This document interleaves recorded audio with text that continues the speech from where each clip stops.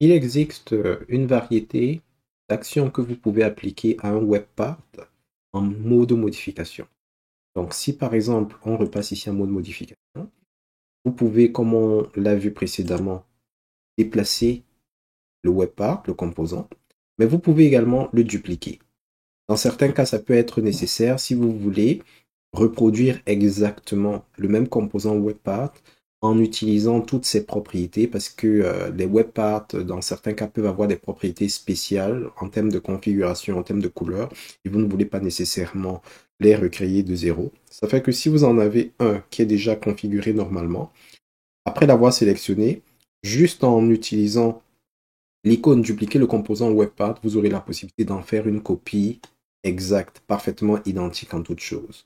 Bien entendu, si jamais le composant ne vous intéresse plus, il n'est plus pertinent pour ce que vous avez envie de faire, vous pourrez cliquer sur supprimer le composant webpart qui est ici et il va disparaître.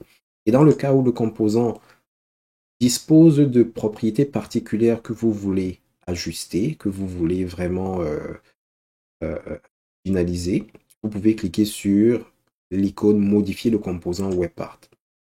Les options qui vont apparaître ici là à l'extrême droite vont varier suivant le composant webpart avec lequel vous êtes en train d'interagir.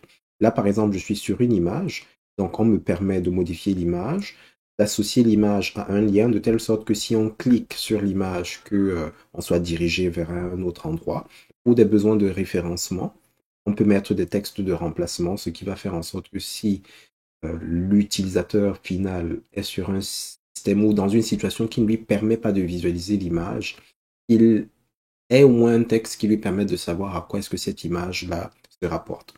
Alors ça, ce sont des options qu'on peut modifier pour l'image. Si je viens plutôt au niveau du paramètre des actualités, en mode modification, en fait, c'est déjà là, le bloc modification. Vous voyez que le contenu est complètement différent.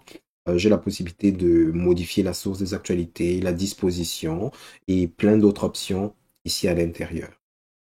Donc, une fois que vous avez fignolé tout ce qu'il y avait à ajuster par rapport à votre composant webpart, vous pouvez fermer ce bloc-là et republier.